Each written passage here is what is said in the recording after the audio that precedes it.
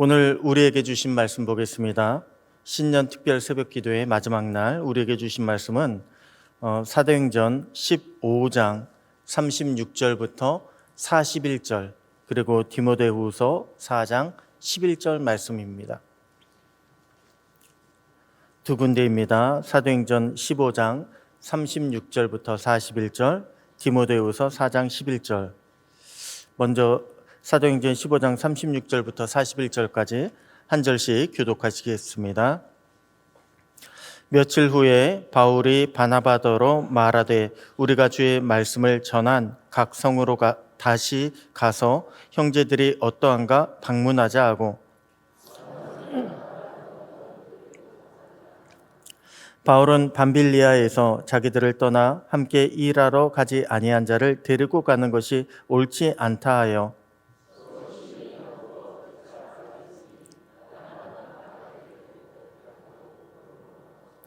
바울은 신라를 택한 후에 형제들에게 주의 은혜에 부탁함을 받고 떠나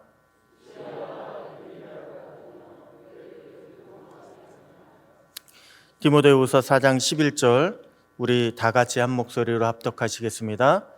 누가만 나와 함께 있느니라. 내가 올 때에 마가를 데리고 오라. 그가 나의 일에 유익하니라. 아멘. 할렐루야. 오늘도 주님 말씀 안에서 승리하시는 복된 날 되시기를 축복합니다. 제가 목회를 하고 나서요, 시작하면서부터 선배 목회자였던 저희 아버지와 많은 대화를 나누게 되었습니다. 이전까지는 그렇게 아버지와 함께 깊은 대화를 나누지 못했는데 목회를 하다 보니까 아무래도 아버지와 많은 이야기를 나눌 수 있게 되었습니다. 한 번은 제가 아버지에게 여쭤봤습니다. 아버지 목회하실 때 어느 때가 가장 힘드신가요? 그러니까 1년 중에 어느 때가 가장 힘드세요? 라고 그렇게 여쭤봤더니 아버지께서 11월이 가장 힘드시다고 대답하셨습니다. 왜 11월 달이 가장 힘들까요? 사무총회를 앞두고요. 12월 사무총회를 앞두고 11월 달이 되기만 하면 이제 준비하잖아요. 결산하고 또한 새로운 것들을 준비하는데 그때만 되면 많은 분들이 아버지에게 연락을 한다고 합니다. 목사님, 제가 구역장은 내년에는 더 이상 안 맡았으면 좋겠습니다. 제가 교사를 내려놓았으면 좋겠습니다. 제가 찬양단에서 좀 쉬었으면 좋겠습니다. 이런 연락들을 많이 받는다고 합니다. 12월 달 사무총회를 앞두고 각각 이렇게 일할 수 있는 사람들을 다 꾸려야 되는데 그만두겠다고 하신 분들이요, 11월 달만 되면 그렇게 연락이 온대요. 그러면 그분들을 설득하시고 또한 새로운 헌신자를 찾아 나서는 것, 그것이 가장 힘드셨다고 얘기하신 것을 제가 들은 적이 있습니다. 여러분, 예나 지금이나요, 우리 교회에 있어서 항상 문제점은 교회는 헌신자를 찾는 것이 가장 큰 문제고 어려움인 것 같습니다. 그런데 여러분, 사실 우리에게 있어서 헌신은요, 복입니다. 왜냐하면 우리는 헌신을 통해서 우리 주님과 동행할 수 있는 기회를 얻을 수 있기 때문에 그렇습니다. 한번 생각해 보십시오. 우리가 헌신하지 않으면서 우리 주님과 동행할 수가 있을까요? 절대 그럴 수 없을 것입니다. 왜냐하면 주님은 나를 쫓아오시는 것이 아니에요. 내가 주님을 쫓아가는 것입니다. 그렇게 주님을 쫓아갈 때에 그때 주님이 나의 보호자가 되어 주시는 거예요. 우리가 주님을 쫓아갈 때 주님이 나를 인도해 주시고 나의 힘이 되어 주시고 또한 주님을 위해서 구하는 모든 것에 주님은 응답하여 주시고 역사하여 주시는 것입니다. 그러므로 여러분, 헌신은요, 우리에게 있어서 굉장히 귀중한 축복의 통로입니다. 그런데 사실 헌신은요, 생각보다 쉽지가 않습니다. 우선 헌신하기 위해서는 내 시간을 내놓아야 합니다. 내 물질도 내놓아야 합니다. 우리가 헌신할 때 헌신하는 것에 따른 은혜와 기쁨만 넘치면 참 좋겠는데 왜 이렇게 헌신할 때마다 시험이 많은지 모르겠습니다. 고난과 역경도 많은지 모르겠습니다. 그러다 보니까요, 이렇게 말씀하신 분들도 적지 않습니다. 내가 헌신 때문에 힘들었다고, 헌신을 나에게 강요하지 말라고, 안 그러면 나는 교회를 떠나겠다고, 이렇게까지 말씀하신 분들도 의외로 적지 않이 볼 수가 있습니다. 하지만 지난주 제가 말씀드린 것처럼요, 우리에게 고난과 고통 없는 성장은 있을 수가 없습니다. 우리가 성숙하기 위해서는요, 고난의 과정, 고통의 과정은 반드시 필요합니다. 여러분, 주님은요, 우리를 헌신 가지고 시험하지 않으십니다. 너희가 헌신했냐 안 했냐, 내가 이것을 지켜보겠다, 시험하겠다, 이렇게 말씀하지 않으십니다. 다만 우리가 주님이 가시는 그 자리에 따라오는 자가 되기를 원하실 뿐입니다. 그래서 우리가 주님이 가신 그 자리에 쫓아가면 더 깊이 주님을 이해하고 경험하고, 또한 그로 말미암아 우리 주님과 하나가 되는 것, 그것을 우리 주님은 원하실 뿐입니다. 여러분, 헌신은요, 우리 주님을 더 깊이 이해할 수 있는, 경험할 수 있는 귀중한 통로입니다.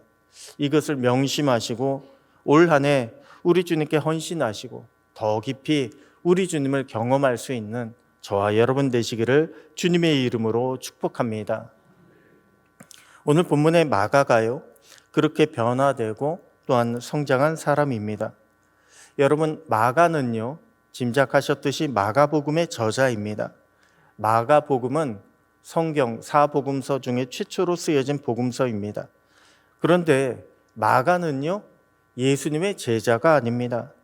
아니, 오히려 마가는 예수님을 구경만 하던 청년이었습니다.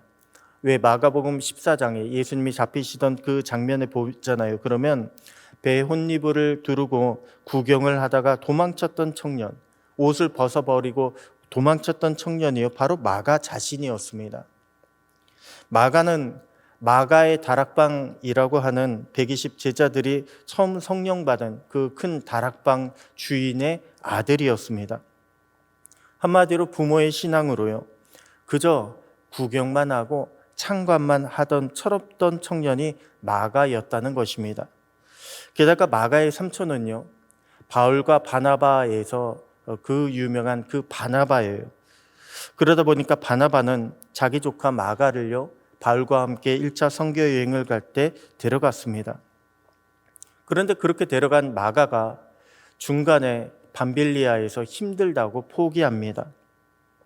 오늘 읽은 본문, 앞선 본문이요, 바로 그 내용이 나옵니다. 마가가 중간에 선교 여행을 함께 갔는데 포기하다 보니까 선교팀이 어려운 거예요. 선교팀에 시험이 든 겁니다. 그것 때문에 바울은요, 나는 더 이상 마가와는 함께 일할 수 없다, 이런 철없는 청년과는 내가 선교 여행을 갈 수 없다라고 바나바와 심히 다투고 결별을 하게 됩니다. 여러분, 어떻습니까? 마가는요, 아직 신앙이 없는 그런 철부지로 보이지 않습니까? 부모에 의해서 억지로 끌려 나오고 삼촌에 의해서 억지로 헌신에 동참은 했지만 결국은요, 포기하고 실패한 청년처럼 보이지 않습니까?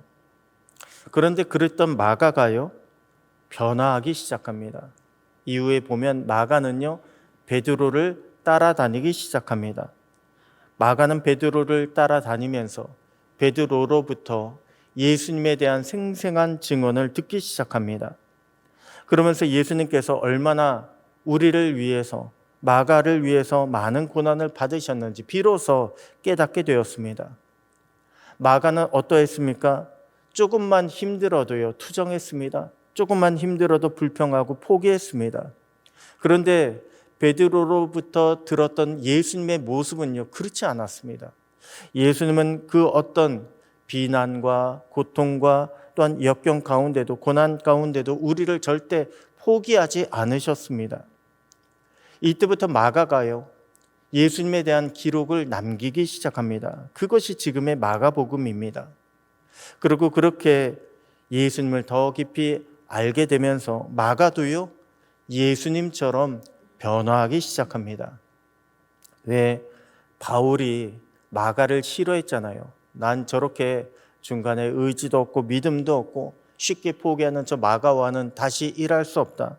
그렇게 마가를 바울은 싫어했는데 오늘 본문 앞절에서도 그렇게 바울이 이야기했는데 골로새서에 보게 되면요, 바울이 자신과 함께 옥에 갇힌 마가에 대해서 소개하는 내용이 나옵니다.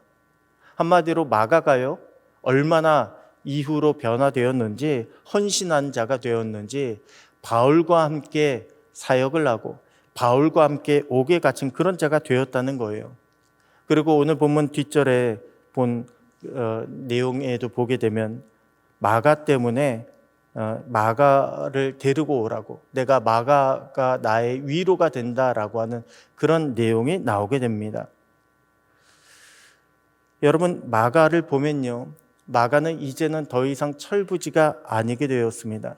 마가는 이제는 완전히 바뀌어서 진정한 주님을 위한 헌신자, 주변의 사람들을 도와주고 주변 사람들에게 힘과 위로가 되는 그런 헌신자로 거듭나게 되었습니다. 여러분, 우리는 새해를 맞이할 때마다 헌신을 작정합니다. 왜 헌신 예배도 보게 되면요, 주로 연초에 드리지 않습니까? 이처럼 우리는 새해가 되면 그래도 내가 이렇게 올 한 해 헌신해야지 라고 그런 헌신의 결단을 많이 하게 됩니다. 그런데 여러분, 진정한 헌신은요, 내 힘으로 드리는 것이 아닙니다. 진정한 헌신은 주님이 나를 위하여 얼마나 고난을 받으셨나, 나를 위한 주님의 헌신을 우리가 깨닫게 될 때에 그때 비로소 우리는 헌신자로 거듭날 수 있게 되는 것입니다. 나도 주님을 쫓아서 나도 주님의 길에 동참해야지, 그것이요 나를 진정한 헌신자로 바꾸게 된다는 것입니다. 내 힘으로 헌신할 땐 시험도 참 많이 있었습니다. 내가 이렇게 헌신하고 있는데 왜 나에게 뭐라고 하나? 내가 이렇게 헌신하고 있는데 왜 주님은 나에게 더 어려움을 주시나? 복이 아니라 어려움을 주시나? 내가 내 힘으로 헌신할 때는요, 그렇게 헌신하는 나를 내세워 가면서 시험도 참 많이 있었습니다. 그런데 주님을 따라 헌신하게 되면요, 어떻게 됩니까? 주님도 이러한 고난을 받으셨는데, 주님도 나를 위해서 이 모든 것들을 다 참으셨는데, 그러면서 주님의 고난을 더 깊이 이해하게 되는 그런 촉매가 되지 않습니까? 여러분, 은혜도 마찬가지입니다. 우리는요, 위로받고 은혜 얻는 것, 주님께 그냥 달라고 많이 기도합니다.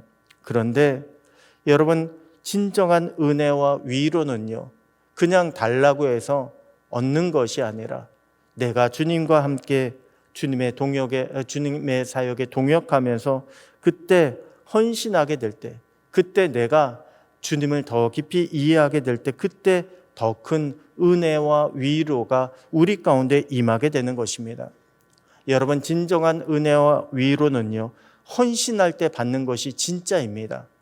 왜 용돈만 받는 아이들이 돈의 가치를 모르잖아요. 그런데 내 힘으로 아르바이트해 가면서, 내 힘으로 고생해 가면서 그때 돈을 받게 되면 돈의 진정한 가치를 깨닫는 것처럼 우리에게 있어서도 은혜가, 우리에게 있어서 위로도 마찬가지라는 거예요. 헌신할 때 받는 것이 진짜입니다.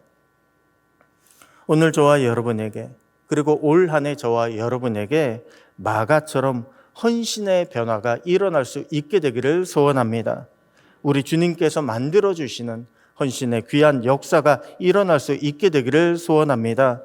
그래서 우리 주님을 더 깊이 이해하고 우리 주님을 쫓아가는 가운데 참된 동행의 역사가 일어나고 참된 주님의 위로와 은혜를 경험하는 저와 여러분, 그리고 올 한 해가 되시기를 우리 주님의 이름으로 축복합니다. 기도하겠습니다. 하나님 아버지, 감사합니다. 주님의 사랑을 깨닫게 하시고 우리도 주님의 길로 불러주시니 감사합니다. 동행할 수 있도록 인도해 주시니 감사합니다. 우리가 내 힘이 아니라 주님의 사랑으로, 은혜로 순종하며 헌신할 수 있게 되기를 소원합니다. 더 깊이 주님을 깨닫고 경험하게 하시고 우리를 통해 주님의 뜻이 이루어지는 그 큰 위로와 역사를 보게 하여 주시옵소서. 올 한 해 헌신하는 우리를 통해 주님의 귀한 역사가 모든 성도님들의 가정마다 또한 우리 교회 위에 나타나게 하여 주시옵소서. 이루실 주님을 찬양합니다. 믿사오며 사랑으로 우리를 부르시고 인도하시는 살아계신 우리 주 예수님의 이름으로 기도드립니다. 아멘.